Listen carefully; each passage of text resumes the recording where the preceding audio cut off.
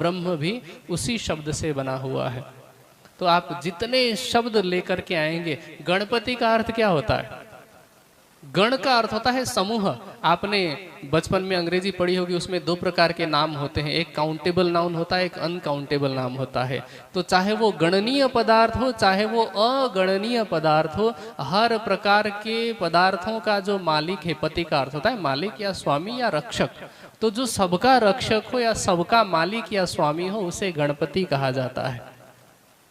तो ये परमात्मा एक ही है, उसका स्वरूप भी एक ही है, पर नाम उसके अलग अलग है, उसको पुकारने का तरीका अलग अलग है, स्वरूप अलग अलग नहीं है। हिंदू धर्म में तो परिकल्पना कर ली, आपको मैंने कहा गणेश, तो आपके मन में सीधे आएगा कि लंबोदर हैं, बड़े पेट वाले हैं, सूंड है, एक दंत दयावंत चार भुजाधारी, है ना। तो एक दांत वाले हैं, चार भुजा वाले हैं, मूषक की सवारी करने वाले हैं, पार्वती माता के मैल से उत्पन्न हैं। और शिवजी ने क्या किया था, उनका पहला वाला सिर काट करके बाद में फिर जब पता चला तो हाथी का सिर लगा दिया था, ऐसी बात कही जाती है। ऐसा कोई भी स्वरूप परमात्मा का नहीं है, ये एक आलंकारिक वर्णन है। जैसे मैंने खरगोश और कछुए की बात बताई थी, गणपति का इस संसार में अर्थ क्या होगा? वेद में जितने शब्द आए हैं उन शब्दों के तीन प्रकार के अर्थ होते हैं। एक होता है भौतिक अर्थ, एक होता है आध्यात्मिक अर्थ, और एक होता है दैविक अर्थ, दैहिक, दैविक और भौतिक। तो अब इस संसार में यदि सामाजिक रूप में दिया जाए तो गणपति का अर्थ होता है नेता। गण अर्थात समूह, और उस समूह को नेतृत्व करने वाला जो होता है वो नेता कहलाता है, वही गणेश है।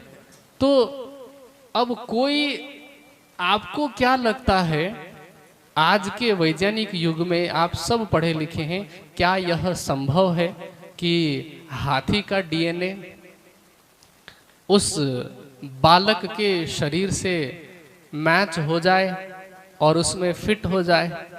ये तो संभव नहीं है। अब आप एक दलील ये दे सकते हैं कि नहीं, शिव जी तो भगवान हैं, शंकर तो भगवान हैं, वो कुछ भी कर सकते हैं। यदि कुछ भी करना संभव होता, पहली बात, क्या शिव जी भगवान होते हुए ये नहीं जानते थे कि ये उनका ही पुत्र है? दूसरी बात कि क्या पहले कटे हुए सिर को ही नहीं जोड़ा जा सकता था? समझ रहे मेरी बात? तो ये हमें शिक्षा देने के लिए कहानी बताई गई है। शिवजी तो योगेश्वर हैं, और पार्वती माता, आप माता कहते हैं, पूजते हैं, आपने ऐसी कहानी बना डाली जिसमें पार्वती को इतना गंदा दिखाया। गंदा इसलिए मैं कह रहा हूं क्योंकि पार्वती माता तो धार्मिक है, पर आपने जो कहानी बनाई उसमें आपने क्या दिखाया कि पार्वती माता के मैल से गणेश जी के शरीर का निर्माण हुआ है। क्या यह संभव है कि पार्वती जी इतने दिनों तक न नहाई हो? नहीं संभव है ना। ये अलंकारिक वर्णन है। इस कहानी के माध्यम से ये शिक्षा दी गई है, सबसे पहले कि यहाँ पर सभी माताएं बैठी हैं। वैसे तो मंच की मर्यादा है, मुझे संसारिक बात या लौकिक बात नहीं करनी चाहिए, पर उदाहरण देने के लिए मैं बता रहा हूँ। जैसे कि माताओं को मासिक धर्म आते हैं, लेकिन जब भी कोई स्त्री गर्भवती होती है तो मासिक धर्म बंद हो जाता है, और जो रक्तस्राव हो रहा होता है उन 4 दिनों में वो बंद हो जाता है। क्यों? क्योंकि बालक का जो शरीर बन रहा होता है वह उसी रक्त से बनता है। तो प्रत्येक व्यक्ति का, प्रत्येक बालक का शरीर माता के मैल से ही बनता है, केवल एक गणेश जी का नहीं, सबका शरीर माता के मैल से बनता है। पर पुराण में जो कहानी लिखी गई है और हमें जो टेलीविजन सीरियल में दिखाया कि बाहर से रगड़ करके मैल निकालना, वो संभव नहीं है। हाँ, माता का मैल अवश्य है, वो हम सबका शरीर है। और उसमें जो गुण दर्शाए गए हैं, हाथी के सिर में होने वाले गुण, बड़ा सिर का तात्पर्य क्या हो गया? सोचने समझने की बड़ी क्षमता को दर्शाया जा रहा है, बुद्धिमत्ता को, विवेक को दर्शाया जा रहा है कि यदि किसी को गणपति बनना है अर्थात नेता बनना है तो आपकी बुद्धि विशाल होनी चाहिए।